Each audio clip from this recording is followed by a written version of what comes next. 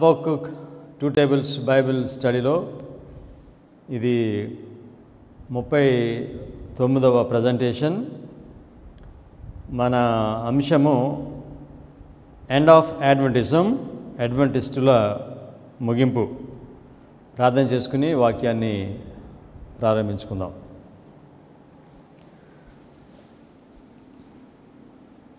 కృప కలిగిన మా పరలోకపు తండ్రి, అంత్యకాలంలో జీవిస్తున్న అడ్వెంటిస్ట్ వారికి దానియేలు ప్రకటన గ్రంథాల్లో నుండి కృపకాలం నాకు సిద్ధపడటానికి మీరు కావలసిన వెలుగును మీరు మాకు అనుగ్రహించారు. ఈ సత్యములను మేము బోధిస్తూ ఉండగా ఇంతవరకు మీ కృప చొప్పున మీ మహిమ కొరకు మమ్మల్ని నడిపించుకున్నారు. ఈరోజు ప్రాముఖ్యమైన అంశాన్ని మేము చదువుతుండగా బోధిస్తూ ఉండగా మీ పరిశుద్ధాత్మను నాకు అనుగ్రహించండి. దీన మనసు, తగ్గింపు స్వభావము, పాప క్షమాపణ అనుగ్రహించి నా ద్వారా మీరు మీ ప్రజలతో మీరు మాట్లాడి కృపకాలం నాకు మమ్మల్ని మీరు సిద్ధం చేయమని యేసుక్రీస్తు నామములో ప్రార్థన చేయుచున్నాం తండ్రి, ఆమేన్.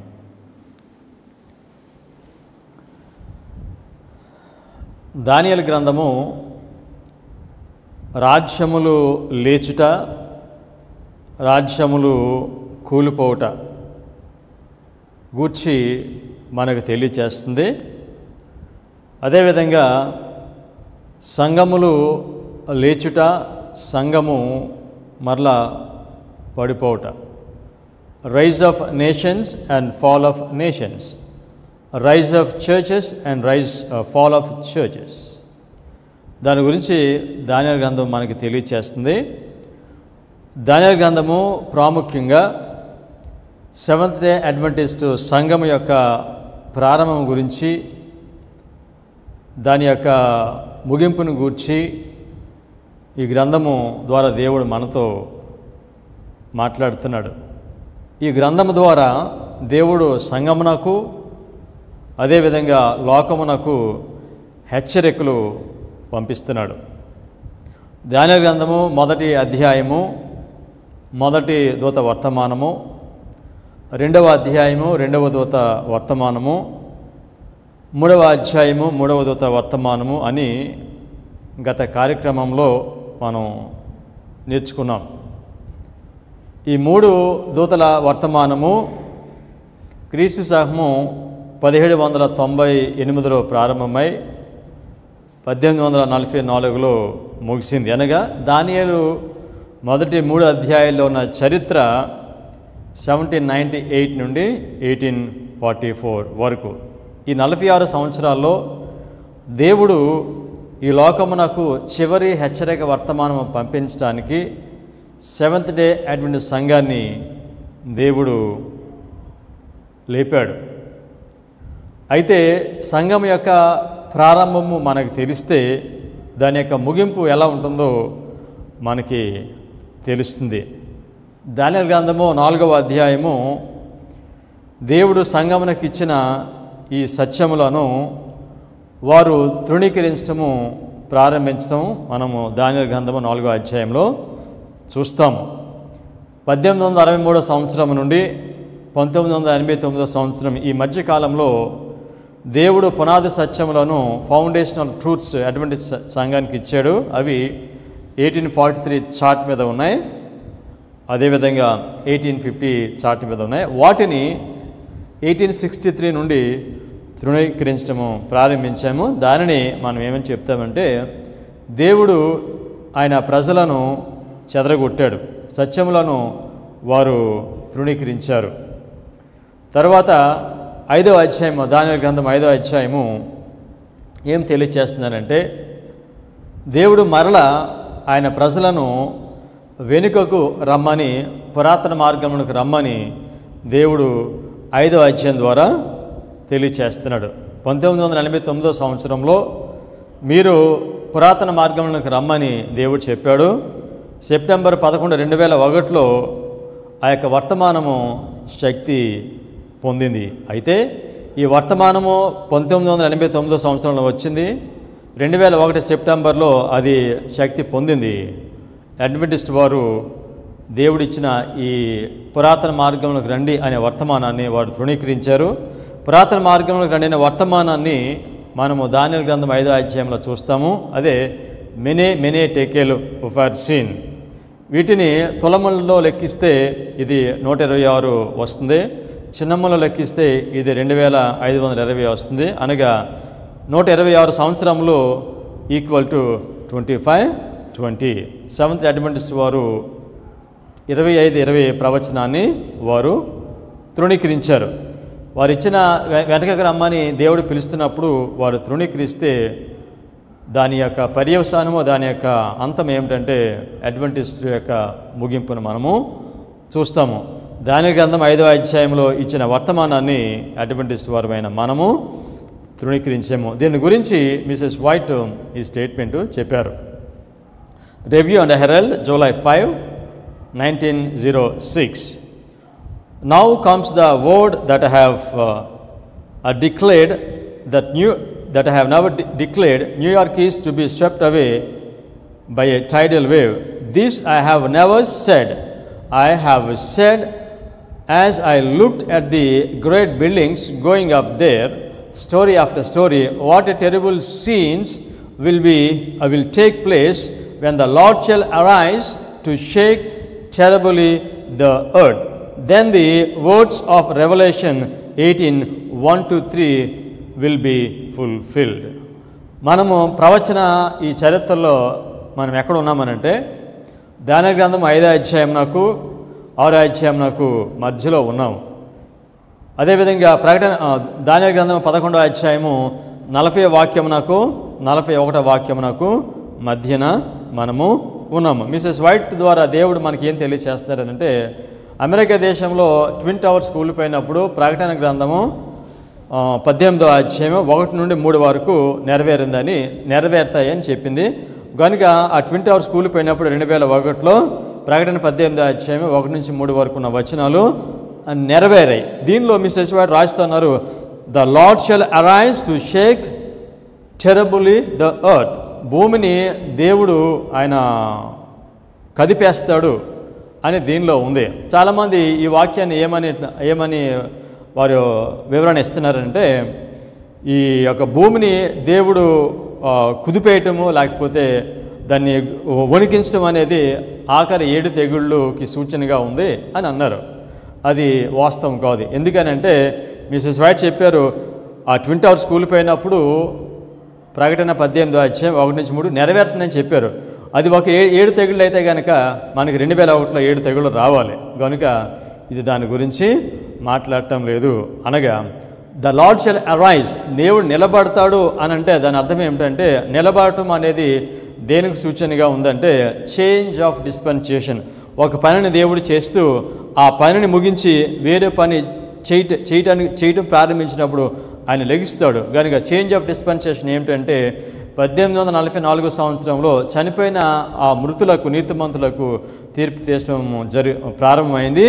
అయితే సెప్టెంబర్ 11, 2001లో బ్రతుకున్న నీతిమంతులకు తీర్పు ప్రారంభము అయింది. ద లార్డ్ షల్ అరైజ్ అనగా ఆయన చేసే పనిలో మార్పు ఆయన చేస్తున్నాడు, వేరే పనిని ఆయన చేస్తున్నాడు. అనగా బ్రతుకున్న వారికి తీర్పు తీర్చడము దేవుడు ప్రారంభించాడు. దేవుడు బ్రతుకున్న వారికి తీర్పు తీర్చడం ప్రారంభిస్తే మొట్టమొదటిగా ఎవరితో ప్రారంభిస్తాడు? దేవుడు ఆయన ప్రజలతో ప్రారంభిస్తాడు. అనగా దేవుడు 2001లో సెవెంత్ డే అడ్వెంటిస్ట్ వారికి తీర్పు తీర్చడము ఆయన ప్రారంభించాడు. 1 పేతురు 4వ అధ్యాయము 17వ వాక్యము. దేవుని తీర్పు దేవుని ఇంటి యొద్ద ఆరంభమగు కాలము వచ్చి ఉన్నది. అది మన యొద్దనే ఆరంభమైతే దేవుని సువార్తకు అవిధేయులైన వారి సంగతి ఏమవును? స్పష్టంగా చెప్పారు. దీనిలో దేవుని యొక్క తీర్పు ఆయన ఇంటి దగ్గర ఆయన సంఘం యొద్దనే అది ప్రారంభము అవుతుంది. కనుక అడ్వెంటిస్ట్ వారికి 2001లో తీర్పు తీర్చడము ప్రారంభమైంది. దీని గురించి ప్రకటన 18వ అధ్యాయము 1-3 వరకు ఉంది. మనం చూద్దాం. ప్రకటన 18:1. అటు తర్వాత మహాధికారం గల వేరొక దూత పరలోకము నుండి దిగివచ్చుట చూచితిని. అతని మహిమ చేత భూమి ప్రకాశించెను. 2001 సంవత్సరంలో దేవుడు ఒక వర్తమానాన్ని ఇచ్చాడు. 1844 సంవత్సరంలో చనిపోయిన వారికి తీర్పు ప్రారంభమైనప్పుడు దేవుని యొక్క ఆజ్ఞల గురించిన జ్ఞానాన్ని దేవుడు ఇచ్చాడు. అదేవిధంగా మూడవ దూత వర్తమానాన్ని ఇచ్చాడు. అదేవిధంగా 2001లో బ్రతుకున్న నీతిమంతులకు బ్రతుకున్న వారికి తీర్పు జరుగుతున్నప్పుడు దేవుడు వర్తమానము ఇస్తాడు. ఆ వర్తమానాన్ని మన ప్రకటన 18 వాక్యంలో చూస్తున్నాము. ఒక మహాధికారం గల దూత పరలోకం నుండి ఆయన వచ్చాడు. మాకు జ్ఞాపకం పెట్టుకోండి, పరలోకం నుండి ఆయన దిగి వచ్చాడు. అప్పుడు అతని మహిమ చేత భూమి ప్రకాశించెను. 2001లో శక్తి పొందిన వర్తమానం ఏమిటంటే come back to old paths, మీరు పురాతన మార్గంలోనికి రండి. నా వెనుకన ఈ చార్ట్స్లను సత్యములను అటువంటి స్వరమైన మనము దాన్ని తృణీకరించాము కనుక వాటికి తిరిగి రమ్మని 2001 సంవత్సరంలో దేవుడు మనకి తెలియచేస్తున్నాడు. వీటికి తిరిగి మనం రావాలంటే మొట్టమొదటిగా రావాల్సిన వర్తమానము ఏమిటంటే 25:20 ప్రవచనము. కనుక మహాధికారం కలిగిన దూత ఆయన వచ్చాడు. వచ్చినప్పుడు ఆయన వర్తమానంతో వస్తాడు. ఆ వర్తమానమే మీరు పురాతన మార్గంలోకి రండి. అందులో మొట్టమొదటిది 25:20 రెండవ వాక్యం. ప్రకటన 18:2. అతడు గొప్ప స్వరముతో ఆర్భటించి ఇట్లా నేను మహాబబులోను కూలిపోయాను, అది దయ్యములకు నివాస స్థలమును, ప్రతి అపవిత్రాత్మకు ఉనికి పట్టును, అపవిత్రతమును అసహ్యమైన ప్రతి పక్షికి ఉనికి పట్టును ఆయను. ఈ వర్తమానం వచ్చినప్పుడు మీరు పురాతన మార్గం తిరిగి రమ్మని వచ్చిన ఈ వర్తమానం దానియేలు గ్రంథం 5వ అధ్యాయం మనం చూస్తాము. అదేవిధంగా ప్రకటన 18వ అధ్యాయం మనం చూస్తున్నాము. వెనక్కి రమ్మని పిలిచినప్పుడు ఈ వర్తమానాన్ని అడ్వెంటిస్ట్ వారు తృణీకరించారు. ఇది 2 సందర్భాల్లో మనము స్పష్టంగా దీనిని చూస్తాం. పురాతన మార్గంలోకి రండిన వర్తమానాన్ని వారు తృణీకరించారు. దీనిలో ఇక్కడ బబులోను అని పిలుస్తున్నాడు. బబులోన అంటే అడ్వెంటిస్ట్ సంఘము బబులోను సంఘం కాదు. కానీ నిమ్రోదు, నెబుకద్నెజరు, బెల్షాజరు వారు ఏమైతే చేశారో వాటిని అడ్వెంటిస్ట్ వారు రిపీట్ చేస్తారు. అందుచేతనే బబులోను అని పిలుస్తున్నాడు. అయితే వీళ్ళు బబులోను కూలిపోయాను. దానియేలు గ్రంథం 5వ అధ్యాయంలో బెల్షాజర్ కూలిపోయాడు. అదేవిధంగా దీనిలో బబులోను కూలిపోయింది. బబులోను అంటే సంఘము. ఈ బబులోను అనేది సంఘం అనే దాని గురించి ఇక కొద్ది నిమిషాల్లో మనము నేర్చుకుందాము. సెవెంత్ అడ్వెంటిస్ట్ లీడర్షిప్ వారు ఈ వర్తమానాన్ని వారు తృణీకరించారు. ప్రకటన 18వ అధ్యాయం 3వ వాక్యము. ఏలయనగా సమస్తమైన జనములు మహోద్రేకంతో కూడిన దాని వ్యభిచార మద్యము త్రాగి పడిపోయారు. భూరాజులు దానితో వ్యభిచరించిరి. భూలోకమందలి వర్తకులు దాని సుఖభోగం వలన ధనవంతులు అయ్యరి. 2001 సంవత్సరంలో పతనము ప్రారంభమైంది. అడ్వెంటిస్టుల యొక్క పతనము ప్రారంభమైంది. మీరు పురాతన మార్గంలోకి రమ్మని పిలిచిన ఈ వర్తమానం తృణీకరించడంతో వారు పతనం ప్రారంభమవుతుంది. ఆదివారం చట్టం వచ్చినప్పుడు అది పూర్తి అవుతుంది. బబులోను అనేది సంఘము. అయితే ముందుగా మనం గ్రహించవలసింది ఏమిటనంటే భ్రష్టత్వము సంభవించిన తరువాత ఇంగ్లీష్లో ఏమన్నారంటే దీన్ని ఫాలోయింగ్ అవి ఫస్ట్. ముందు భ్రష్టత్వం రావాలి. భ్రష్టత్వం వచ్చిన తరువాత నాశన పాత్రుడు పాప పురుషుడు వస్తాడు. ఆదివారం చట్టం రావాలంటే ఎవరు రావాలి ఉనికిలోనికి? నాశన పాత్రుడు పాప పురుషుడు రావాలి. ప్యాప్సి ఉనికిలోనికి రావాలి.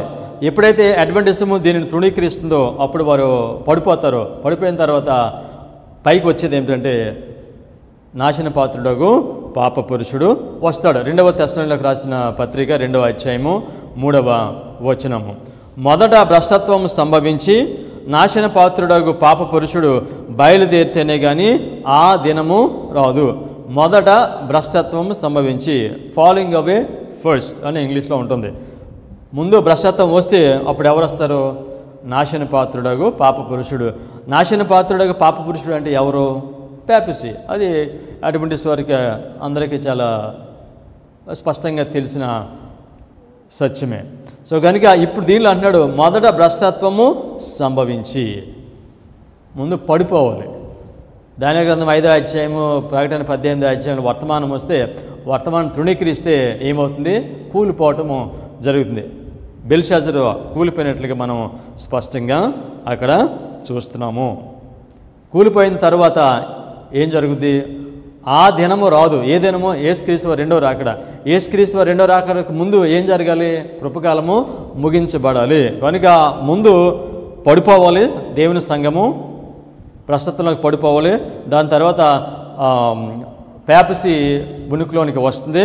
దాని తర్వాత కృపకాలం ముగిస్తుంది. కృపకాలం ముగిసిన తర్వాత ఆ దినం వస్తుంది, అనగా యేసుక్రీస్తు వారు రెండోసారి వస్తాడు. మనకి తెలుసు యేసుక్రీస్తు వారు అంతంలో జరిగేదాన్ని మొదటి నుంచి మనకి తెలియచేస్తున్నారు. పాపపురుషుడు అంటే పేపల్ రోమ్. పేపల్ రోమ్ అది అధికారంలోకి రావాలంటే ఎవరు పడిపోవాలి? ప్యాగన్ రోమ్ పడిపోవాలి, ప్యాగన్ రోమ్ కూలిపోవాలి. సో కనుక ప్యాగన్ రోమ్ కూలిపోయిన తర్వాత పేపల్ రోము వచ్చింది. మన చరిత్ర మనం చూస్తే ఈ ప్యాగన్ రోమ్, అన్య రోమ రాజ్యము అది ఎప్పుడు పడిపోయింది? అది క్రీస్తు శకము 508వ సంవత్సరంలో ప్యాగన్ రోమ్, అన్య రోమ అది పతనం అయిపోయింది. అది పతనం అయిపోయిన తర్వాత పేపల్ రోము అది ఉనికిలోనికి వచ్చింది. 508వ సంవత్సరంలో ప్యాగన్ రోమ్, అన్యమతత్వము, దీన్ని ఇంగ్లీష్లో డైలీ అని పిలుస్తాడు, అది పడిపోయింది. దాని తర్వాత పేపల్ రోమ్ వచ్చింది. ఈ విధంగా ప్యాగన్ రోమ్ పడిపోతుందని చెప్పడానికి మనకి ఏమైనా బైబిల్లో ప్రవచనాలు ఉన్నాయా? 2 ప్రవచనాలు ఉన్నాయి. ఆ 2 ప్రవచనాలు ఏమిటంటే 1290, 1335. ఈ 2 ప్రవచనాలు కూడా అన్యమతత్వము, పేగనిజము అది 508లో పడిపోయిందని మనకి స్పష్టంగా ఇక్కడ తెలియజేస్తున్నారు. మనకి ఈ చార్ట్స్లో ఈ చార్ట్స్ మనం చూస్తాము పేగనిజం ఎప్పుడు పడిపోతుందో. కనుక పేగనిజం పడిపోయిన తర్వాత పేపలిజము వచ్చింది. ఇప్పుడు చాలామంది అడ్వెంటిస్ట్ వాళ్ళు, చాలా అనుభవం ఉన్నవారు, వారు ఏమని బోధిస్తున్నారంటే 1335వ ప్రవచనము ఇంకా అది నెరవేరలేదు, ఒకవేళ ఎవరైనా మీకు చెప్తే దాన్ని మీరు నమ్మవలసిన అవసరం లేదని వారు చెప్తున్నారు. అది చాలా పొరపాటు. ఒకవేళ ఆ విధంగా చెప్తే ఆ 2 పొరపాట్లు మనం చేస్తున్నాము. ఏమిటంటే 1844వ సంవత్సరం తర్వాత ఇక కాల ప్రవచనాలు లేవని అడ్వెంటిస్ట్ వారమైన మనం బోధిస్తున్నాము. ఆ విధంగా బోధించే మనము 1335వ సంవత్సరాల ప్రవచనం ఇక నెరవేరలేదంటే కాల ప్రవచనము ఇంకా ఉన్నాయని మనమే విభేదించుకుంటున్నట్టు అవుతుంది. తర్వాత యేసుక్రీస్తు అతి త్వరలో రాబోతున్నారని మనం బోధిస్తున్నాము. ఒకవేళ ఇక 1335 ప్రవచనం నెరవేరకపోతే యేసుక్రీస్తు వారు 1335 సంవత్సరాల తర్వాత వస్తాడని మనము బోధించాలి. కనుక అన్యరోమ పడిపోయిన తర్వాత క్రైస్తవ రోమ, పేపల్ రోమ్ ఉనికిలోనికి వస్తుంది. గతంలో జరిగిన చరిత్ర మరలా రిపీటు అవుతుంది. ఇప్పుడు మన బైబిల్లో చూస్తాం 13వ అధ్యాయం ప్రకటన గ్రంథంలో చావు దెబ్బ తగిలింది ఆ చిన్న కొమ్ముకి, ఆ మృగమునకు. ఆ చావు దెబ్బ మానిపోతుంది. కనుక చావు దెబ్బ మానిపోవడం అంటే మరలా పేపసీ తన అధికారాన్ని కోల్పోయింది. 1260 సంవత్సరాల పరిపాలన చేసిన తర్వాత మరలా చావు దెబ్బ మానిపోయి మరలా అధికారంలోనికి వస్తుంది. కనుక ఇప్పుడు మరలా పేపసీ అధికారంలోకి రావాలంటే ఏం కూలిపోవాలి? మరలా ప్యాగన్ రోమ్ కూలిపోవాలి, రోమా మరలా కూలిపోవాలి. అయితే ఇప్పుడు మోడర్న్ రోమ్ ఏ రాజ్యము? మోడర్న్ రోమ్ అమెరికా దేశము. అమెరికా దేశము పడిపోతే అప్పుడు పేపసీ అధికారంలోనికి వస్తుంది. Fall of America and fall of America is fall of Adventism. America పడిపోవడం, అడ్వెంటిజం పతనము 2 ఒకటే ప్రవచనంలో. అమెరికా పడిపోయిందంటే మనకి ఎలా తెలుస్తుంది అమెరికా పడిపోయిందని? అమెరికా దేశంలో ఆదివారం చట్టం వస్తే అమెరికా పతనమైంది. అమెరికా దేశంలో ఆదివారం చట్టం వస్తుంటే అడ్వెంటిస్ట్ వారికి కృపకాలము ముగుస్తుంది. కనుక ఇప్పుడు మోడర్న్ రోమ్ అమెరికా అది పడిపోవడానికి, పతనమైపోవడానికి చాలా దగ్గరగా ఉంది. దానికి సంబంధించిన అన్ని సంభవాలు చాలా త్వరగా జరిగిపోతున్నాయి. తర్వాత అది పడిపోతుంది. పడిపోగానే పేపసీ మళ్ళీ అధికారంలోనికి వస్తుంది. ఇస్కరియోతు యూదా రోమరాజ్యం నాకు సూచనగా ఉన్నాడని అంతకుముందు ప్రజెంటేషన్లో మనం నేర్చుకున్నాము. అదేవిధంగా ఆ బరబ్బా అతను పేపసీకి సూచనగా ఉన్నాడని మనం నేర్చుకున్నాము. ఇస్కరియోతు యూదా చనిపోయిన తర్వాత ఎవరు బయలుపడ్డారు? బరబ్బా బయలుపడతాడు. అదేవిధంగా అడ్వెంటిజం యుఎస్ఏ పడిపోయిన తర్వాత అప్పుడు ఎవరు బయలుపడతారు? రోమన్ క్యాథలిక్ ప్యాప్సీ అది బయలుపడుతుంది. రోమన్ క్యాథలిక్ ప్యాప్సీ అది బయలుపడితే అది ఉనికిలోనికి వస్తే ఇంకొకరు ఉనికిలోనికి వస్తారు. ఎవరు తెలుసా?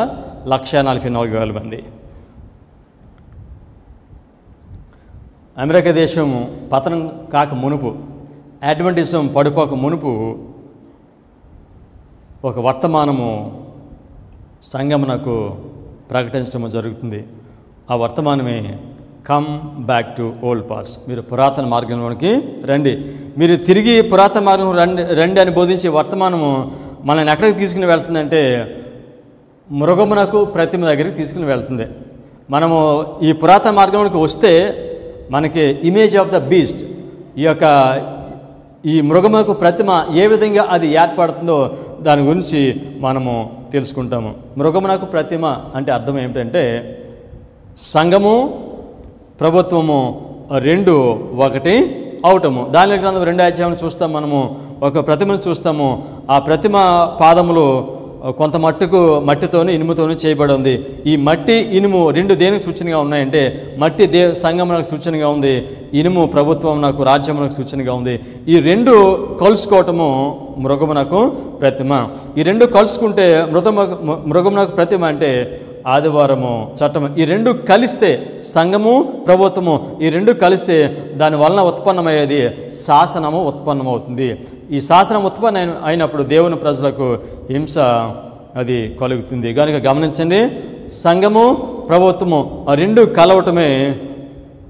కలవటం ద్వారా ప్యాపసీ ఉనికిలోనికి వస్తుంది. ఇప్పుడు ప్రజెంట్గా మనం నేర్చుకోవాల్సిన ప్రవచనం ఏమిటంటే అమెరికాలో సంఘము ప్రభుత్వము ఈ రెండు కలవటానికి అన్ని పరిస్థితులు అనుకూలిస్తున్నాయి, అన్ని సంభవాలు వాటికి అనుకూలంగా జరుగుతున్నాయి. కనుక ఇక కొద్ది కాలంలో అమెరికా దేశంలో సంఘము ప్రభుత్వము ఈ రెండు వారు ఏకమవుతారు. ఈ రెండు ఏకమైతే దాని నుంచి ఉత్పన్నమయ్యేది ప్యాపసీ ఉనికిలోనికి వస్తుంది. అమెరికా రాజ్యాన్ని వారు కట్టుకున్నప్పుడు వారు ఏమని తీర్మానం చేసుకున్నారంటే సంఘము ప్రభుత్వము ఈ రెండు కూడా ఆ రెండు శక్తులుగా వేరువేరుగా వీళ్ళు పనిచేయాలి అని వారు శాసనం రాసుకున్నారు. దానికి కారణం ఏమిటంటే అమెరికా దేశము ఉనికిలోనికి రావడానికి యూరప్ దేశంలో రోమన్ క్యాథలిక్ ప్యాప్సీ వారు ప్రభుత్వంతో సివిల్ పవర్ మీద వాళ్ళు ఆధారపడి వాళ్ళతో కలిసి దేవుని భక్తులను వారు హింసించారు. అందుకని ఆ హింసను తప్పించుకోవడం కొరకు వారు ఐరోపా ఖండాన్ని విడిచిపెట్టి అమెరికా దేశం వచ్చారు. అమెరికా దేశం వచ్చిన తర్వాత వాళ్ళకు స్వతంత్రం వచ్చి రాజ్యాంగం రాసుకున్నప్పుడు వాళ్ళు ఏమని రాసుకున్నారంటే ప్రభుత్వము సంఘము ఈ రెండు వేరుగా పనిచేయాలి, ఈ రెండు ఎప్పుడు కూడా కలిసి ఉండకూడదు అని వాళ్ళు రాజ్యాంగం రాసుకున్నారు. అయితే ఇప్పుడు పరిస్థితి ఎలా ఉందంటే ఆ రెండు కలిసిపోయే పరిస్థితి వచ్చింది. ఆ రెండు కలిసిపోయి అంటే ఇమేజ్ ఆఫ్ ద బీస్ట్ మృగమునకు ప్రతిమ, ఆ రెండు కలిసి అంటే ఆదివారం చట్టము వస్తుంది. Letters and manuscripts volume letter 14 1899. The mingling of the church craft and the state craft is represented by the iron and the clay. Very clear Mrs. White ఇక్కడ మట్టి ఇనుము ఈ రెండు కలవటము దేన్ని అన్నారు? సంఘము ప్రభుత్వం కలవటం. Okay, this union is weakening all the power of the churches. This investing the church with the power of the state will bring evil result. Men have almost passed the point of God's forbearance. They have invested their strength in politics and have united with the papacy. సంఘము ప్రభుత్వము ఈ రెండు కలిస్తే ఏమొస్తుంది? దాని నుండి ప్యాపసీ ఉనికిలోనికి వస్తుంది. ఈ సంఘము ప్రభుత్వము కలిస్తే మిస్సెస్ బట్ చెప్పారు the union is weakening all the power of the church. సంఘం యొక్క శక్తి బలహీనం అయిపోతుందట ఈ సంఘము ప్రభుత్వము కలిస్తే. అదేవిధంగా ఈ సంఘము ప్రభుత్వము కలిస్తే దాని వలన ఈవిల్ రిజల్ట్స్ వస్తాయి, చాలా చెడు పర్యవసానాన్ని మనము చూస్తాము అని మిస్సెస్ వైట్ దీన్ని చెప్పారు. సంఘము ప్రభుత్వము రెండు కలవటము అది ఎవరి పని అంటే ప్యాప్సీ యొక్క పని. ప్యాప్సీ యొక్క ట్రిక్ ఇది. సంఘాన్ని ప్రభుత్వాన్ని కలుపుతుంది, కలిపి తన పనిని అది చేస్తుంది. ఇప్పుడు సంఘము ప్రభుత్వము కలవటానికి సిద్ధంగా ఉంది. సంఘము ప్రభుత్వం కలిస్తే ఏం జరుగుతుంది? ఒకటే, దేవుని ప్రజలకు హింస కలుగుతుంది. తర్వాత దేవుని ప్రజలకు ఆదివారం చట్టం వస్తుంది, అప్పుడు కృపకాలము ముగుస్తుంది. SJ Bible commentary volume 7 page 976. The Lord has shown me clearly that the image of the beast will be formed before probation closes, for it is to be the great test for the people of God by which their eternal destiny will be decided. This is the test that the people of God must have before they are sealed. దేవుని ప్రజలు ముద్రించబడక మునుపు వారికి ఒక పరీక్ష వస్తుంది. ఆ పరీక్ష ఏమిటంటే సంఘము ప్రభుత్వము వారు రెండు కలుస్తున్నారు, దానిని మనము గ్రహించాలి. సంఘము ప్రభుత్వము ఆ రెండు ఏకమైతే ఏం జరుగుతుందని చెప్పారు మిసెస్ వైట్. ఆవిడేమని చెప్పారంటే by which their eternal destiny will be decided. కృపకాలము ఇప్పుడు ముగిసింది. అమెరికా దేశంలో ప్రభుత్వము సంఘము ఈ రెండు కలిస్తే దేవుని ప్రజల యొక్క గమ్యము నిర్దేశించబడుతుంది అని ఇక్కడ మిసెస్ వైట్ మనకి తెలియచేస్తున్నారు. ఈ ఆదివారం చట్టం రావాలంటే దానికి ముందు జరగవలసింది ప్రభుత్వము సంఘము ఈ రెండు కలవాలి. దీని గురించి మాట్లాడుతూ ఉన్నప్పుడు మనుషులు ఆదివారం చట్టం వస్తుందని బోధిస్తూ ఉంటే వారు ఏమని చెప్తున్నారో మిసెస్ వైట్ గ్రేట్ కాంట్రవర్సీ మాటలు చెప్పారు. Great Controversy page 605 and 606 long quote, ఇది మనం చదువుదాం. Heretofore those who presented the truth of the third angel's message have often been regarded as a mere alarmists. మూడో దూత వర్తమానం బోధించే వారిని ఏమంటున్నారంటే వీళ్ళు కేవలం భయపెట్టేవారు మాత్రమే అని చెప్తున్నారు. మూడో దూత వర్తమానం అంటే దీనిలో మీరు మృగమునకు నమస్కారం చేయొద్దు అనేదాన్ని మాత్రమే కాదు, మృగమునకు నమస్కారం చేయడానికి ముందు ఏం జరగాలి, మృగమునకు ప్రతిమ చేయాలి. మృగమునకు ప్రతిమ చేసే వర్తమానం కూడా మూడో దూత వర్తమానం కిందకే వస్తుంది. కనుక ఈ సంఘము ప్రభుత్వం కలబోతూ ఉంది, దీని తర్వాత ఆదివారం చట్టం రాబోతూ ఉంది అని బోధిస్తూ ఉంటే ఈ మూడో దూత వర్తమానాన్ని ఏమంటున్నారంటే వీళ్ళు కేవలము వీళ్ళు చెప్పే మాటలు భయపెట్టే మాటలే తప్ప దీనిలో వాస్తవం లేదని చెప్తారు. Next statement continues. There prediction that religious intolerance would gain control in the United States, that church and state would unite to persecute those who keep the commandments of God, have been pronounced groundless and absurd.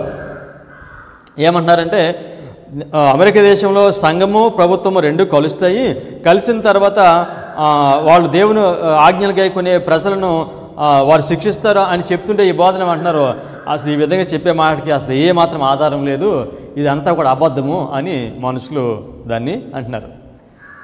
America దేశం ఎప్పుడు కూడా మతానికి చాలా స్వేచ్ఛ ఇచ్చింది, కనుక మతపరమైన స్వేచ్ఛ ఎప్పటికీ అంతకుముందు ఎలా ఉందో ఎప్పుడు అలాగే ఉంటుంది అని చెప్తున్నారు. కానీ ప్రవచనసారం పరిశుద్ధ గ్రంథం మనకి ఏం చెప్తుందంటే సంఘము ప్రభుత్వం కలిసిందంటే కనుక వెంటనే దేవుని ప్రజలకు హింస ప్రారంభమవుతుంది అని చెప్పి ఈ బోధను అమెరికా దేశంలో ఉన్నవారు దీనిని తృణీకరించడం లేదు, దీన్ని అంగీకరించడం లేదు.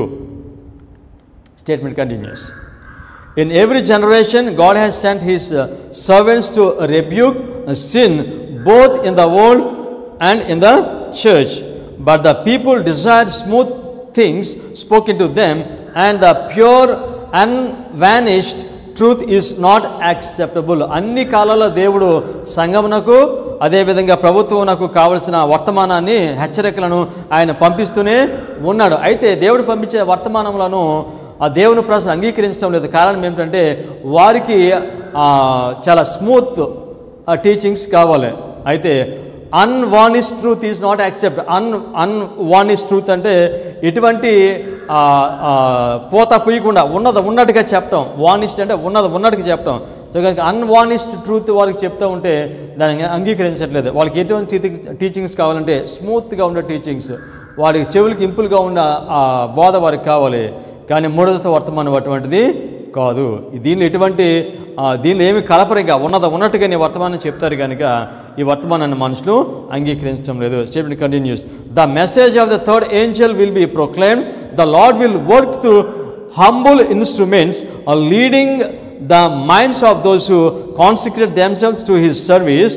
The laborers will be qualified rather by the unction of his spirit than by the training of literary institutions. Mrs white ఏం చెప్తున్నారు? ఈ మూడో దూత వర్తమానం ఎవరు బోధిస్తారనంటే కాలేజీలోకి వెళ్ళి గొప్ప గొప్ప థియాలజీ చదివిన వాళ్ళు కాదు, సాధారణమైన మనసులో ఎవరైతే పరిశుద్ధాత్మ పొందుతారో వారు ఈ హెచ్చరిక వర్తమానాన్ని బోధిస్తారు.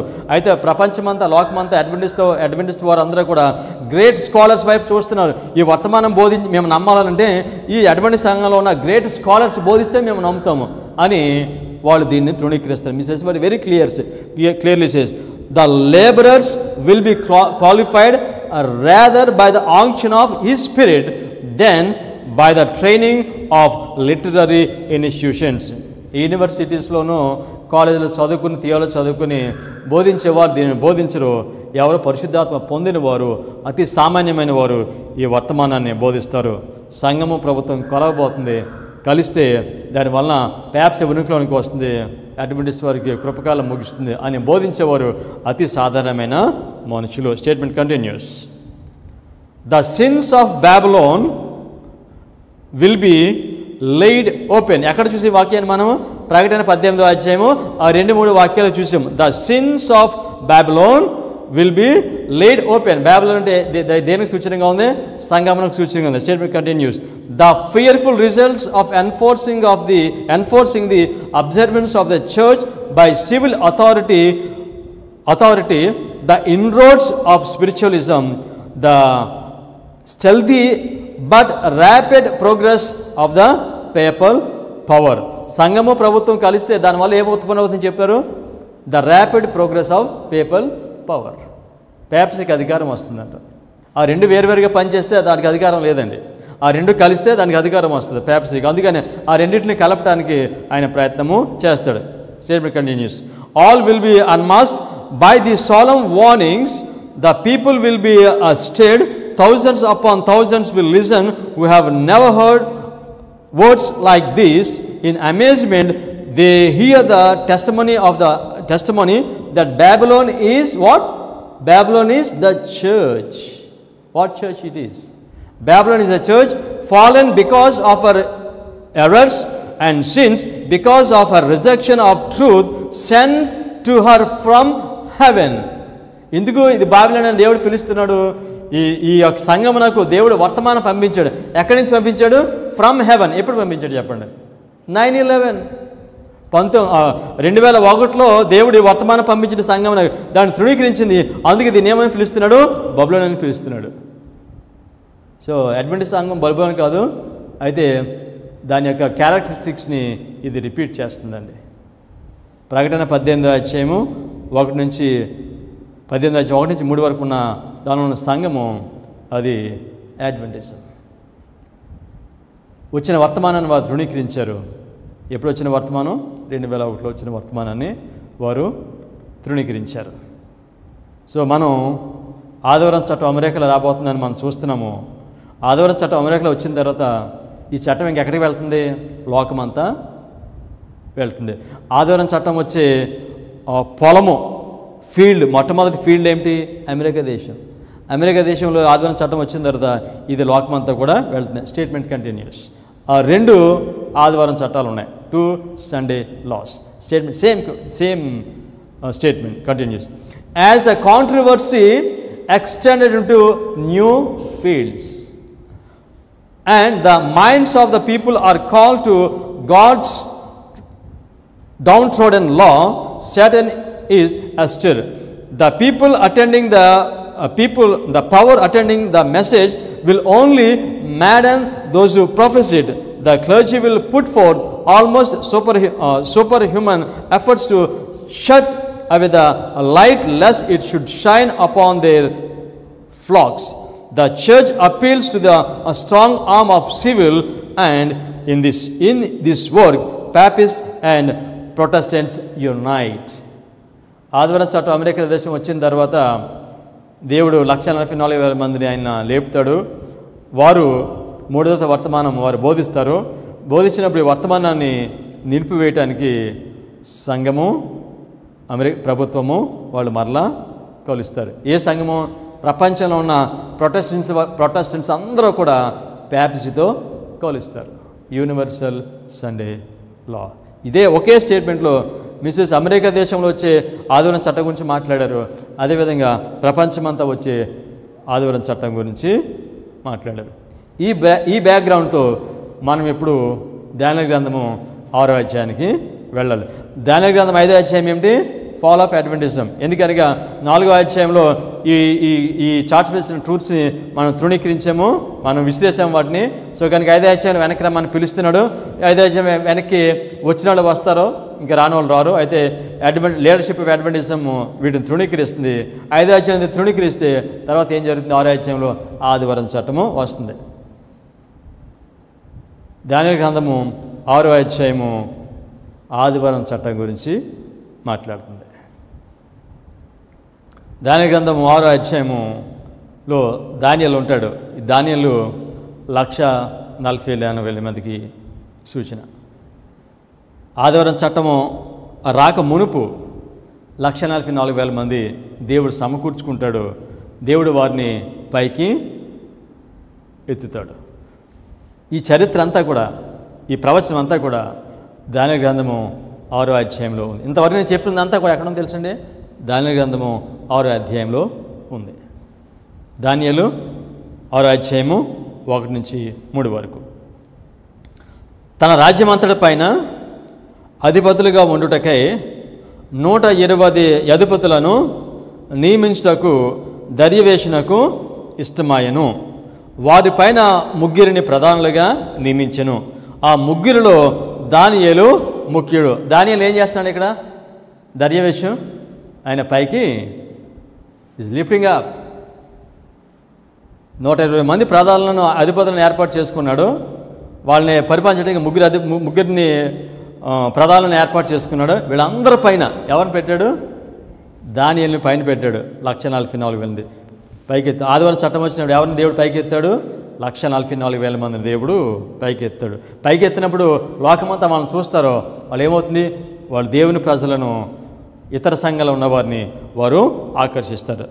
వాక్యం కొనసాగిద్దాం.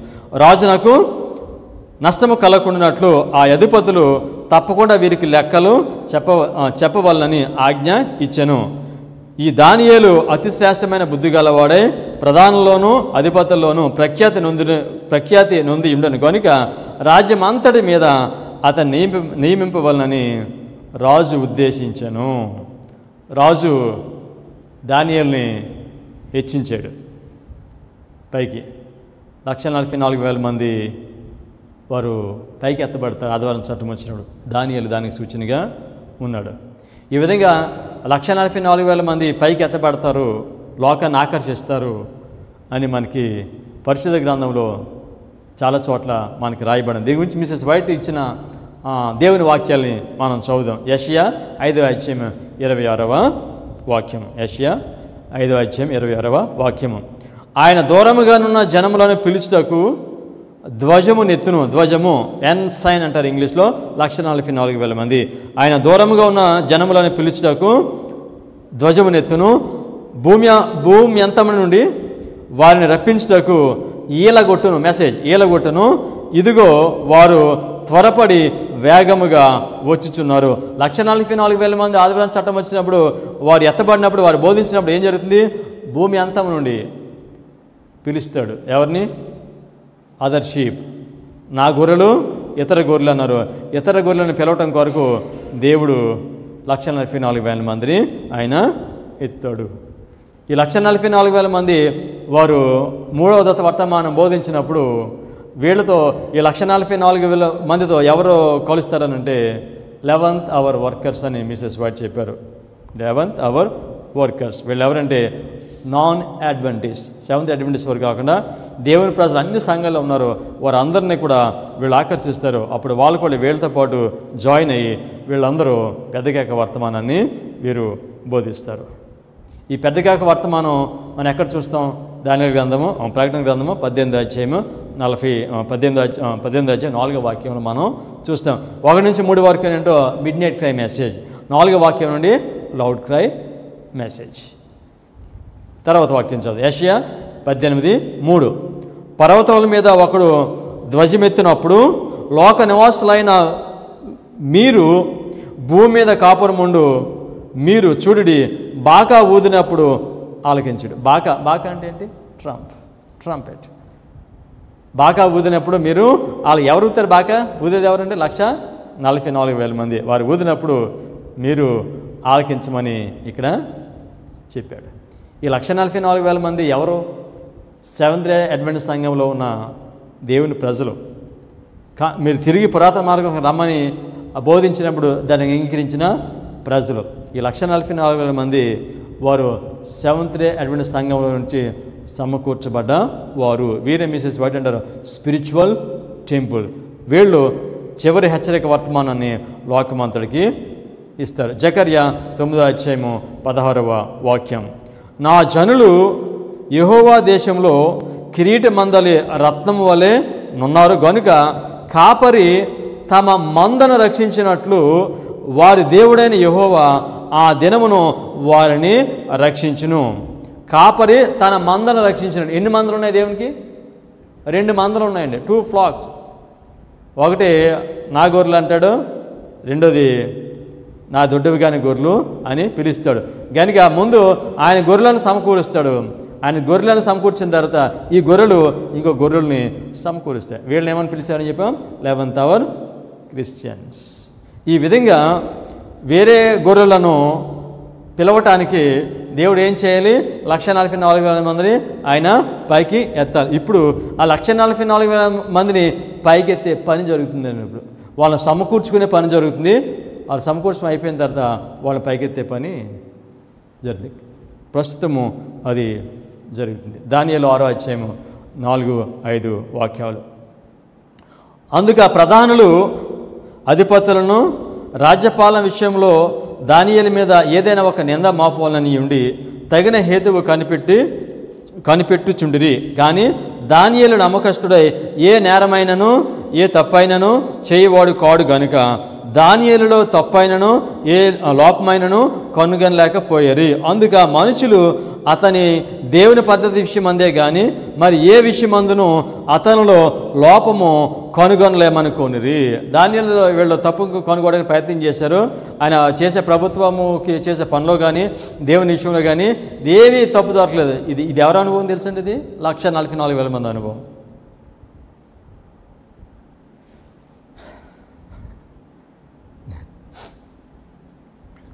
సో దానియేలులో వాళ్ళు తప్పు కనుగొనడానికి ప్రయత్నం చేస్తే వారికి తప్పిదమేమీ దొరకలేదు. దానియేలు 6:6-9 దానియేలు 6:6-9 ఈ 3 వాక్యాలు ఆదివారం చట్టం గురించి మాట్లాడతాయి. చదువుదాం. కాబట్టి ఆ ప్రధానులు అధిపతులను రాజునొద్దకు సందడిగా కూడి వచ్చి ఇట్లనిరి, రాజుకు దర్యావేషు చిరంజీవి యుందువుగాక. రాజ్యపు ప్రధానులు, సేనాధిపతులు, అధిపతులు, మంత్రులు, సమస్తాధిపతులు అందరూ కూడి రాజుకు ఖండితమైన చట్టము స్థిరపరిచి దానిని శాసనముగా చాటింప చేయనట్లు యోచన చేసిరి. ఎట్లనగా 30 దినాల వరకు నీ యొద్ద తప్ప మరి ఏ దేవుని యొద్దనైనాను మానవుని యొద్దనైనాను ఎవడను ఏ మనవయు చేయకూడదు. ఎవడైనాను మనవ చేసిన ఎడల వాడు సింహముల గుహలో పడద్రోయబడను. రాజా ఈ ప్రకారము రాజు శాసనం ఒకటి పుట్టించి మాదీల యొక్కయు పారసికుల యొక్కయు పద్ధతిని అనుసరించి స్థిరముగా శాసనముగా ఉండునట్లు దాని మీద సంతకము చేయమని మనవి చేసిరి. కాగా రాజుకు దర్యావేషు శాసనము వ్రాయించి సంతకము చేసెను. 1,44,000 పైకెత్తే సమయంలో ఏం జరుగుతుంది? శాసనము చేయబడుతుంది. ఏం శాసనము? దేవునికి ప్రార్థన చేయకూడదు అనే శాసనము చేయబడుతుంది. దీనిలో మనం చూస్తున్నాము దానియేలు 1,44,000 ఎప్పుడైతే ఎత్తబడతారో అప్పుడు జలస్య ప్రారంభమవుతుంది. అందుకని వారు ఏదైనా తప్పైనా కనుగొందామని వారు ప్రయత్నం చేశారు. అది వారి వల్ల కాలేదు కనుక రాజు దగ్గరికి వెళ్ళి ఒక శాసనం చేయమని చెప్పారు. This is Sunday law in America. ఈ విధంగా అమెరికాలో ఆదివారం చట్టము చేసినప్పుడు ఏం జరుగుతుంది? ఈ ఆదివారం చట్టం ఎవరు చేశారు? దీనిలోనూ మాది పారసికులు చేశారు. మాది పారసికులు అంటే ఎన్ని రాజ్యాలు? వాళ్ళు 2 రాజ్యాలు. అంటే ఆదివారం చట్టము చేసినప్పుడు ఒక రాజ్యంలో 2 పవర్స్ ఉన్నాయి. మాది పారసికులు అంటే వాళ్ళు 2 రాజ్యాలు వాళ్ళు, కానీ ఒకటిగా పనిచేస్తున్నారు. అంటే ఒక రాజ్యంలో 2 పవర్స్ ఉన్నాయి. ఇప్పుడు ప్రస్తుత కాలంలో ఆదివారం చట్టం చేయాలంటే ఒక రాజ్యంలో 2 పవర్స్ ఉండాలి. ఏ రాజ్యంలో అయితే 2 పవర్స్ ఉంటాయో ఆ రాజ్యమే అది ఆదివారం చట్టము చేస్తుంది. ఈ విధంగా బైబిల్ ప్రవచనంలో ఒక నేషన్లో, ఒక రాజ్యంలో ఆ 2 పవర్స్ ఉన్న రాజ్యాలు ఏమున్నాయి బైబిల్ ప్రవచనంలో? ఫ్రాన్స్ గురించి మనం చదివితే ప్రకటన 11వ అధ్యాయం 8వ వాక్యంలో ఫ్రాన్స్ అంటే దాని గురించి చెప్తాడు. ఐగుప్తు మరియు సోడోము. ఫ్రాన్స్, ఐగుప్తు, సోదోము అది దేనికి సూచనగా ఉంది? ఫ్రాన్స్కి సూచనగా ఉంది ప్రకటన గ్రంథంలో.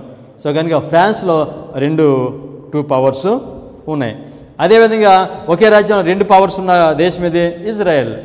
ఇజ్రాయెల్ దేశం 2 రాజ్యాలుగా విడిపోయింది, నార్దర్న్ కింగ్డమ్, సదర్న్ కింగ్డమ్. అవి ఒకే రాజ్యం కానీ 2 పవర్స్ దానిలో ఉన్నాయి. అదేవిధంగా అమెరికా రాజ్యంలో కూడా 2 పవర్స్ ఉన్నాయి.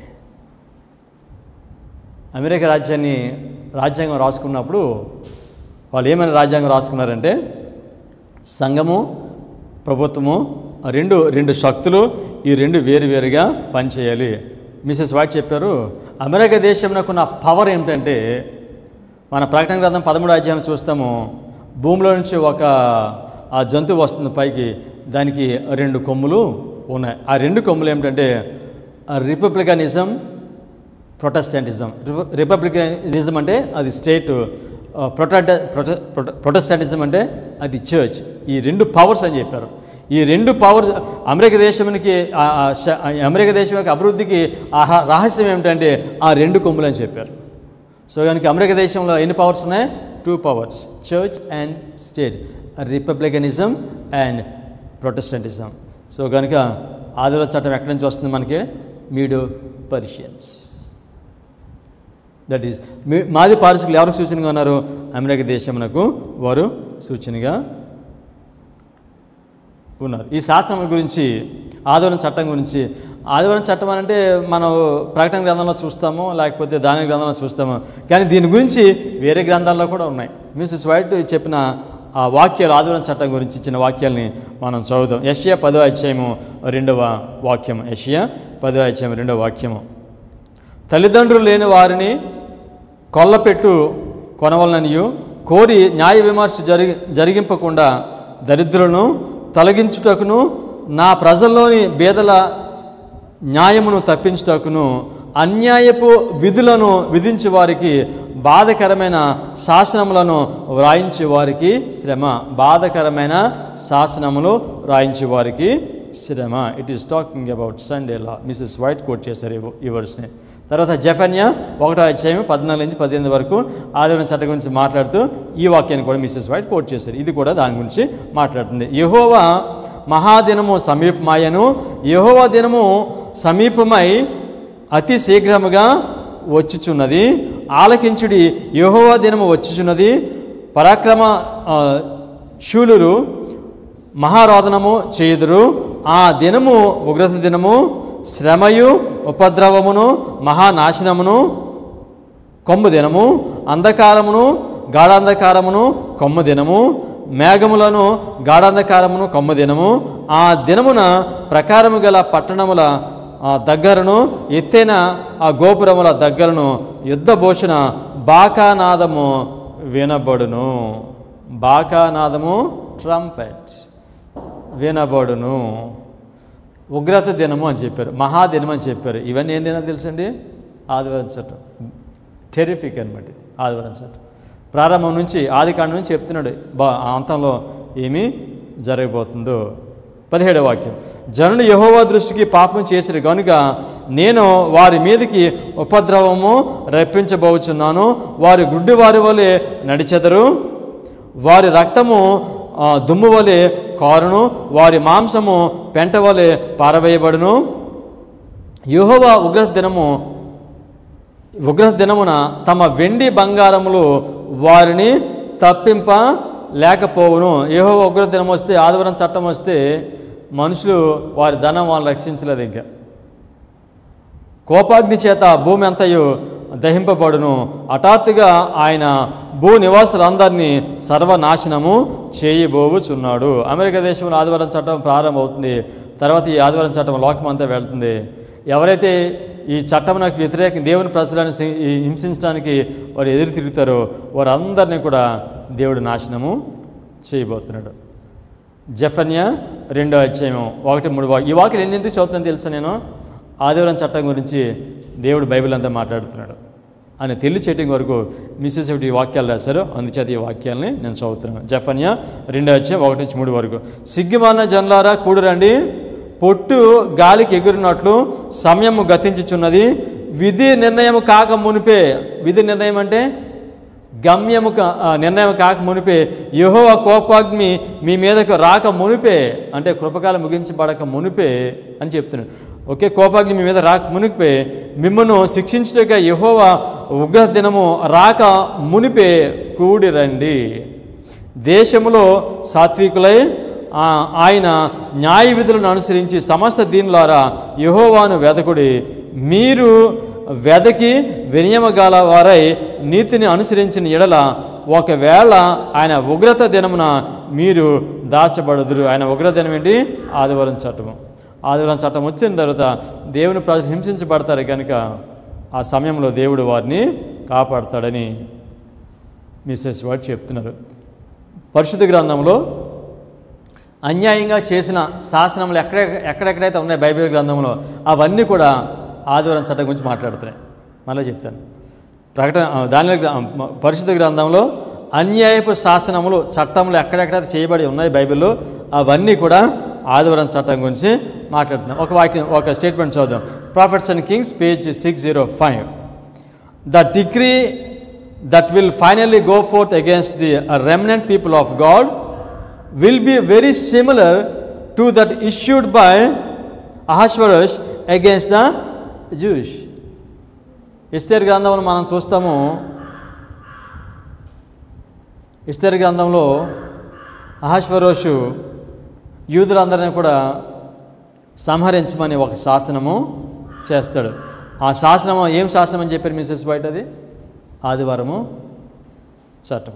గరిగా దానియేలు గ్రంథం 6వ అధ్యాయము 6వ వాక్యం నుండి 9వ వాక్యం వరకు ఉన్న ఈ వాక్యాలు ఆదివారం చట్టం గురించి మాట్లాడుతున్నాయి. అయితే ఈ చట్టం వచ్చినప్పుడు దేవుని ప్రజలు ఏం చేస్తారు? మీరు విశ్రాంతిని గైకొనకూడదు అని చెప్పినప్పుడు వాళ్ళు ఏం చేస్తారు? దేవుని ప్రజలు దానియేలు ఏం చేస్తాడో వాళ్ళు అదే చేస్తారు. దేవుని ప్రజలు ఏం చేయబోతున్నారో మనకి ఎలా తెలుస్తుంది? దానియేలు ఏం చేశాడు? 6వ అధ్యాయం మనం చూస్తే దేవుని ప్రజలైనటువంటి వారు కూడా అదే పని చేస్తారు. ఆదివారం చట్టం వచ్చినప్పుడు దానియేలు 6వ అధ్యాయము 10వ వాక్యము. ఇట్టి శాసనము సంతకము చేయబడినని దానియేలు తెలుసుకొనును. అతడు తన ఇంటికి వెళ్ళి యథాప్రకారముగా అనుదినము ముమ్మారు మోకాళ్ళుని తన ఇంటి పైగది కిటికీలో యెరూషలేము తట్టునకు తెరబడి ఉండగా తన దేవునికి ప్రార్థన చేయొచ్చు ఆయనను స్తుతించుచు వచ్చెను. దానియేలుకు తెలుసు శాసనం చేశారని తెలిసినప్పటికీ కూడా అతని యొక్క ప్రవర్తనలో ఏమైనా మార్పు ఉందా? ఆయన యొక్క ప్రార్థన ఏమైనా మార్పు ఉందా? ఏమీ మార్పు లేదు. కారణం ఏంటి తెలుసండి? ఆయన ముద్రించబడ్డాడు. ముద్రించబడ్డవారు మంచివారుగానే ఉంటారు, చెడ్డవారు చెడ్డవారుగానే ఉంటారు. ఈ విధంగా ఆ రాజు శాసనముకు వ్యతిరేకంగా చేస్తే చంపుతారని తెలిసినప్పటికీ కూడా దానియేలు ఆయన జీవితంలో ఏ మార్పు, చిన్న మార్పు కూడా చేసుకోలేదండి. ఆయన కనీసం ప్రతిరోజు ప్రార్థన చేసేటప్పుడు తలుపు తీసి ప్రార్థన చేస్తాడు. ఈరోజు శాసనం దేవుడు చేశాడు కనుక, ఆ రాజు శాసనం చేశాడు కనుక మరి ప్రార్థన చేస్తే చంపుతానని చెప్పాడు కనుక తలుపు వేసుకుని ప్రార్థన చేద్దాం అనుకోలే. ఆ చిన్న మిస్సెస్ వాట్ అంటున్నారు, ఆ చిన్న చేంజ్ కూడా చేయలేదండి ఆయన. కారణం ఏంటంటే ఆయన ముద్రించబడ్డాడండి. ఆయన ముద్రించబడ్డాడు. Testaments for the Church, Volume 5, page 216. When the decree goes forth and stamp is impressed, their character will remain pure and spotless for eternity. ఎప్పుడైతే శాసనం చేయబడిందో దేవుని ప్రజల యొక్క ఆ గుణశీలత, అది ఆ నిత్యత్వం నాకు అది సిద్ధమైపోయింది. దానిలో ఎటువంటి మార్పు ఉండదు. అందుచేతనే దానియేలుకి ఈ శాసనం చేయబడిందని తెలిసినప్పటికీ కూడా ఆయన ప్రవర్తనలో ఏ మార్పు లేదంట అసలు. సో ముద్రింపబడిన వారు 1,44,000 మంది, సత్యం అంగీకరించిన వారు వాళ్ళు ఆ విధంగా ఉంటారు. ఈ విధంగా ప్రార్థన చేస్తూ ఉంటే దానియేలు వెంటనే దీన్ని గమనించి రాజు దగ్గరికి వెళ్ళి రాజుకి ఫిర్యాదు చేస్తారు. రాజుకి ఫిర్యాదు చేసిన వాళ్ళు ఎవరో చెప్పండి ఒకసారి. రాజు దగ్గరికి వెళ్ళి రాజుకి ఫిర్యాదు చేసిన వాళ్ళు ఎవరు తెలుసండి? దానియేలుతో కలిసి పనిచేసిన వాళ్ళే. ఆయన ఏం చేస్తున్నారో గమనిస్తున్నారు. వాళ్ళు వెళ్ళి, నువ్వు రాజా, నువ్వు శాసనం చేసావు, ఆ శాసనం అంగీకరించకుండా దానియేలు ఆయన ప్రార్థన చేస్తున్నాడు అని వారికి చెప్పారు. దానియేలు 6:11-13 వరకు. ఆ మనుషుల గుంపు కూడా వచ్చి దానియేలు తన దేవునికి ప్రార్థన చేయటయో ఆయనను బ్రతిమాలుకొనుటయో చూచి రాజు సముఖమునకు వచ్చి శాసనము ఆ విషయమును బట్టి, రాజా 30 దినముల వరకు నీకు తప్ప మరి ఏ దేవునికైనాను మానవునికైనాను ఎవడనూ ప్రార్థన చేయకూడదు. ఎవడైనా చేసిన ఎడల వాడు సింహముల గుహలో పడద్రోయబడునని నీవు ఆజ్ఞ ఇయ్యలేదా అని మనవి చేయగా, రాజు మాదీయుల యొక్కయు పారసికుల యొక్కయు పద్ధతి ప్రకారము ఆ సంగతి స్థిరము, ఎవరునూ దాన్ని రద్దు చేయ జాలరనెను. అందుకు వారు చెరపట్టబడిన యూదుల్లో ఉన్న ఆ దానియేలు నిన్నే కానీ నువ్వు పుట్టించిన శాసనమునే కానీ లక్ష్య పెట్టగా అనుదినము 30 ప్రార్థన చేయొచ్చు వచ్చుచున్నాడు అనేది వెళ్ళి కంప్లైంట్ చేశారు, ఫిర్యాదు ఇచ్చారు. ఫిర్యాదు ఇచ్చిన వారు ఎవరో? దానితో కలిసి పనిచేసిన వారే. ఆదివారం చట్టం వచ్చినప్పుడు విధేయులుగా ఉన్న వారి విషయంలో ఫిర్యాదు చేసేవారు ఎవరు తెలుసండి? అడ్వెంటిస్ట్ వారి మీద అడ్వెంటిస్ట్ వారి ప్యాప్సీకి వారి ఫిర్యాదు చేస్తారు. స్పాల్డింగ్ and Megan, page 1 and 2. I saw that the two-horned beast had a dragon's mouth, and that his power was in his head, and the decree would go out of his mouth. I saw the nominal church and nominal Adventists like Judas would betray us to the Catholics. ఆదివారం చట్టం వచ్చినప్పుడు Adventist వారిని ప్యాప్సీకి అప్పగించేది ఎవరు? Adventist వారు అంట. Clear? దానియేలుతో పనిచేసే వాళ్ళే దానియేలుని అప్పగిస్తున్నారు. అదేవిధంగా ఇక్కడ ఎవరు అప్పగిస్తారు? అడ్వెంటిస్ట్ వారే. ఎవరైతే మృగముద్ర పొందారో వాళ్ళు దేవుని ముద్ర పొందిన వారిని ప్యాప్సీకి అప్పగిస్తారు. ఈ యొక్క స్టేట్మెంట్లో మనం ఏం చదివింది తెలుసండి? ఈ యొక్క ఆదివారం చట్టం ఎవరు పాస్ చేస్తారో మళ్ళీ చదువుతున్న స్టేట్మెంట్ చూడండి. I saw that the two-horned beast had a dragon's mouth, and that his power was in his head, and that the decree would go out of his mouth. ఈ ఆదివారం చట్టం ఎవరు చేస్తున్నారు? అమెరికా దేశం చేస్తుందండి. అమెరికా దేశం ఆదివారం చట్టం చేయడానికి దీని వెనకముండి నడిపించేది ఎవరు? ప్యాపసీ. ఆదివారం చట్టం చేయాలంటే అమెరికా దేశంలో ఉన్న 2 పవర్స్ ఏమవ్వాలి? ఆ 2 కలవాలి, సంఘము, ప్రభుత్వం. ఈ 2 కలిస్తే ఆదివారం చట్టము ఉత్పన్నమవుతుంది. కనుక మొట్టమొదటి ఆదివారం చట్టం ఎక్కడ వస్తుందండి? అమెరికా దేశం వస్తుందండి, ఫస్ట్ సండేలో. తర్వాత ఈ ఆదివారం చట్టము లోకమంతటికి కూడా ఇది వెళ్తుంది. ఎంతమంది దానియేలు ప్రార్థన చేయటం చూచి రాజుకి ఫిర్యాదు చేశారు? 120 మంది అధిపతులు ఏర్పాటు చేసుకున్నాడు కదా. ఈ 120 మంది అధిపతులు చాలా కీన్గా చూస్తున్నారు దానియేలుని. ఈ 120 మంది అధిపతులు ఎవరికి సూచనగా ఉన్నారంటే నామినల్ అడ్వెంటిస్ట్ వారికి సూచనగా ఉన్నారు. మీరు తిరిగి పురాతన మార్గంలోకి రండి అని చెప్పిన వర్తమానమును తృణీకరించిన వారికి వీళ్ళు సూచనగా ఉన్నారు. పరిశుద్ధ గ్రంథంలో 2 ఆదివార చట్టంలో ఉన్నాయి. Statement continuous. Then the Catholic Church bid the Protestants to go forward and issue a decree. అంతకుముందు ఎవరు ఇచ్చారు? ఆదివారం చట్టం ఎవరు చేశారు? అమెరికా దేశం చేసింది. కానీ ఇప్పుడు ఏమంటున్నారు? Then the Catholics bid the Protestants to go forward and issue a decree that all who will not observe the first day of the week instead of the 7th day shall be slain. ముందు ఆదివారం చట్టం చేస్తుంది. తర్వాత ప్రపంచంలో ఉన్న అన్ని Protestant సంఘాల వారు ఏ దేశంలో ఉంటారో వాళ్ళు ప్రభుత్వంతో కలిసి వాళ్ళు ఏం చేస్తారో తెలుసండి? ఆదివారం చట్టము చేయమంటారు. సంఘము ప్రతి ఆ దేశంలోనూ సంఘము ప్రభుత్వం కలుస్తాయి. ఎక్కడైతే రెండు కలుస్తాయో ఆదివారం చట్టము ఉత్పన్నము అవుతుంది. ఈ విధంగా అమెరికా దేశంలో ఆదివారం చట్టం రాబోతుంది.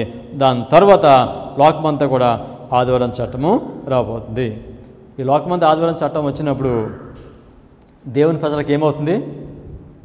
దేవుని ప్రజలు అప్పటికే వాళ్ళు ముద్రించబడి ఉంటారు. దీనిలో దానిలో ఆరాధ్యంలో ముద్రించే పని ఉందా? దీనిలో చూస్తాం మనం. కమాన్, దానిలో ఆరాధ్యము 15 నుండి 17 వరకు. ఆ మనుషులు దీన్ని చూచి రాజు సన్నిధికి సందడిగా కూడి వచ్చి, రాజు స్థిరపరిచిన ఏ శాసనము కానీ తీర్మానము కానీ ఎవడును రద్దు పరచజాలడు. ఇది మాది పారసికులకు సంబంధించిన విధి అని తమను తెలుసుకోనవలెను. అంతటా రాజు ఆజ్ఞ ఇయ్యగా బంట్రోతులు దానియేలును పట్టుకొని పోయి సింహముల గుహలో పడద్రోయగా రాజు, నీవు అనుదినము తప్పక సేవించుచున్న నీ దేవుడే నిన్ను రక్షించునని దానియేలుతో చెప్పెను. ఒక రాయి తీసుకొని వచ్చి ఆ గుహ ద్వారమున వేసి దాన్ని మూసిరి. మరియు దానియేలును గూర్చి రాజు యొక్క తీర్మానమును మారునేమో అని రాజు ముద్ర అతని అధికారుల ముద్రను వేసి దానిని ముద్రించిరి. వాళ్ళు ఎవరు ముద్రించారు తెలుసండి? దానియేలును ముద్రించారు. వాళ్ళు సింహాలు తినకుండా వాళ్ళని దేవుడు ముద్రించేశాడు. దేవుడు దానియేలును ముద్రించాడు. 144,000 మంది దేవుడు ముద్రించాడు కనుక దేవుడు దానియేలును ముద్రించాడు కనుక సింహాల గుహలో వేసినా కూడా ఆయనకి ఏ హాని కూడా జరగలేదు. 144,000 మందికి ఎటువంటి పరిస్థితి కూడా వాళ్ళు వెళ్ళినప్పుడు కూడా ఆదివారం చట్టం వచ్చినప్పుడు దేవుడు వారిని కాపాడుతాడు. ఎందుకంటే దేవుడు వారికి ముద్ర వేశాడు. దేవుడు దానియేలుకి ముద్ర వేశాడు. 144,000 మందిని దేవుడు విడిపిస్తాడు. దానియేలు గ్రంథం 6వ అధ్యాయంలో 144,000 మందిని దేవుడు విడిపిస్తాడు అనే వర్తమానం కూడా దీనిలో ఉంది. దానియేలు 6వ అధ్యాయం 23-24. రాజు ఇందుని గూర్చి అతి సంతోషభరితుడై దానియేలును గుహలో నుండి పైకి తీయడైన ఆజ్ఞ ఇయ్యగా బంట్రోతులు దానియేలును బయటికి తీసిరి. అతడు తన దేవుని యందు భయభక్తులు గలవాడైనందున అతనికి ఏ హానియు కలుగలేదు.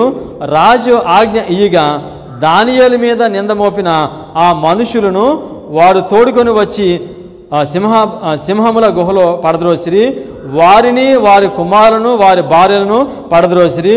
వారు ఆ గుహ అడుగునకు రాక మునిపే సింహముల పోలయ్యిరి. సింహములు వారి యొక్క ఎముకలను సహితము పగుల గొరికి పాడు చేసెను. ఏమైంది? దానియేలు దేవుడు విమోచించాడు. దేవుడు విమోచించిన తర్వాత ఎవరైతే ఆయన మీద కుట్ర చేశారో, ఎవరైతే ఆయన చంపడానికి ప్రయత్నం చేశారో వారందరినీ ఆ సింహాల గుహలో వేస్తే ఆ సింహాలు ఆ కిందకి పడక మునిపే సింహాలు వారిని తినట్టుగా మనం చూస్తాం. ఏంటి? దేవుడు 144,000 మందిని ఆయన విమోచిస్తాడు. దానియేలు మనకి మాదిరిగా దేవుడు పెట్టాడు. ఏ మనిషినైనా సింహాల గుహలో పడేస్తే ఆయన బ్రతుకుతాడనే గ్యారంటీ ఉంటుందండి అసలు. కానీ 144,000 మందిని దేవుడు ఏ విధంగా కాపాడుతాడో తెలియచేయటం వరకు మనకి అనుభవాన్ని దేవుడు మనకి ఇస్తున్నాడు. ఆఖరి స్టేట్మెంట్, లాస్ట్ స్టేట్మెంట్, దేవుడు ఎలా కాపాడుతాడో ఇది చదివి మనం ముగిద్దాం. Great Controversy, page 626. As the decree issued by the various rulers of Christendom against commandment keepers shall withdraw the protection of government and abandon them to those who desire their destruction, the people of God will flee from the cities and villages and associate together in companies dwelling in the most desolate and solitary places. ఆదివారం చట్టం అంట ప్రపంచంలో Protestant సంఘాల అందరూ వారు ఆ ప్రభుత్వంతో కలిసి వారు ఆదివారం చట్టం చేస్తారు. అప్పుడు దేవుని ప్రజలు సిటీస్లో ఉన్నవారు, పట్టణాల్లో ఉన్నవాళ్ళు గ్రామాలకు వెళ్ళిపోతారు. గ్రామాల నుండి ఏకాంతంగా ఉన్న ప్రదేశాలకి వాళ్ళు వెళ్ళిపోతారు. వెళ్ళిపోయిన తర్వాత వారిని చంపడానికి వీళ్ళు పేపర్స్కి సంబంధించిన ప్రజలు వస్తారు. వచ్చినప్పుడు వారిని ఏ విధంగా కాపాడుతాడో అని చెప్పడానికి మిస్సెస్ వైట్ కొంతమంది పేర్లు ఉపయోగించారు. ఆ పేర్లు మనం చదివి మనం ముగిద్దాం. Statement continues. Will the Lord forget his people in this trying hour. ఈ శ్రమకాలం అని దేవుడు ఆయన ప్రజలు మర్చిపోతాడా? Did he forget faithful Noah when judgments were visited upon the antediluvian world? దేవుడు నోవాను మర్చిపోయాడా? లోకమంతా కూడా ఆ నీటిలో కొట్టుకుపోతే దేవుడు నోవాహును కాపాడాడు. తర్వాత did he forget Lot when the fire came down from heaven to consume the city of the plain. సొదొమ గొమొర్రా పట్టణంలో దేవుడు నాశనం చేసినప్పుడు దేవుడు లోతును మర్చిపోయాడా? మర్చిపోలేదు. తర్వాత did you forget Joseph surrounded by the idolaters in Egypt? ఐగుప్తు దేశంలో అన్యుల మధ్యన యోసేపు ఉన్నప్పుడు దేవుడు యోసేపుని మర్చిపోయాడా? మర్చిపోలేదు. Did you forget Elisha when the oath of Jezebel threaten him with the fate of the prophet of Baal ప్రవక్తల చేత భయపెట్టి నా ఏలియాని దేవుడు కాపాడా? తర్వాత did he forget Jeremiah in the dark and the dismal pit of his prison house? బందీల గృహంలో జెర్మయా వేసినప్పుడు దేవుడు మర్చిపోయాడా? Did he forget the 3 worthies in the fiery furnace? ఆ యొక్క అగ్నిగుండంలో వేసినప్పుడు షడ్రక్, మేషక్, అబేద్నెగోలను దేవుడు మర్చిపోయాడా? మర్చిపోలేదండి. అదేవిధంగా వారిని ఏ విధంగా అయితే దేవుడు కాపాడాడు, అదేవిధంగా 144,000 మందిని దేవుడు కాపాడుతాడు. ఎవరైతే దేవుని ప్రజలను చంపడానికి ప్రయత్నం చేస్తారో హామాను ఎస్తేరు గ్రంథంలో వారందరినీ ఆ హామాన్ని దేవుడు శిక్షించాడు. ఆ ఉరి తీయటానికి ఆయన మొద్దుకైకి ఏ ఊరైతే సిద్ధం చేశాడో అదే దానిపైన హామాన్ని దేవుడు ఉరి తీయించాడు. అదేవిధంగా దానియేలు గ్రంథం 6వ అధ్యాయంలో ఎవరైతే సింహాల బోన్లు వేసి చంపాలనుకున్నారో వారిని చంపాలనుకున్న వారిని సింహాల బోన్లో దేవుడు వేసాడు. దానియేలు గ్రంథం 6వ అధ్యాయం మనకి ఏం తెలియచేస్తుంది? ఆదివారం చట్టము రాబోతుంది. ఆదివారం చట్టం వచ్చినప్పుడు కృపకాలము ముగిస్తుంది. End of Adventism. అయితే కృపకాలం ముగిసినప్పుడు ముగియక మునుపు దేవుడు అడ్వెంటిస్ట్ సంఘంలో ఉన్న 144,000 మంది ఆయన సమకూర్చుకుంటాడు. వారు దేవుని ఆత్మీయ మందిరం అవుతారు. వీళ్ళు ఆదివారం చట్టం వచ్చినప్పుడు ఇతర సంఘాల్లో ఉన్న వారికి హెచ్చరిక వర్తమానాన్ని బోధిస్తారు. వారిని 11వ గంటలో వచ్చేన సేవకులు అని మిసెస్ వైట్ పిలుస్తున్నారు. ప్రార్థన చేసుకుందాం.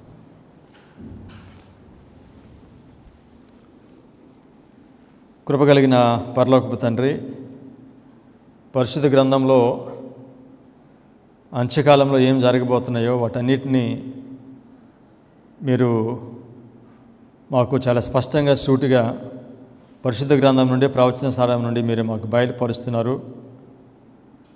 అడ్వెంటిజం యొక్క ముగింపు పురాతన మార్గం రండి అనే వర్తమానాన్ని తృణీకరించడంతో అది ప్రారంభమవుతుందని, ఆదివారం చట్టం వచ్చినప్పుడు అది ముగుస్తుందని మీరు మాకు బయలుపరుస్తున్నారు. అందుచేత మీ యందు భయభక్తులు, మీ యందు విశ్వాసము కలిగి మేము జీవించినట్లు, కృపకాలమునకు మేము సిద్ధపడినట్లుగా మీ పరిశుద్ధాత్మను మాకు అనుగ్రహించి మమ్మలను మీరు నడిపించుకోనమని యేసుక్రీస్తు నామములో ప్రార్థన చేయుచున్నాం తండ్రి.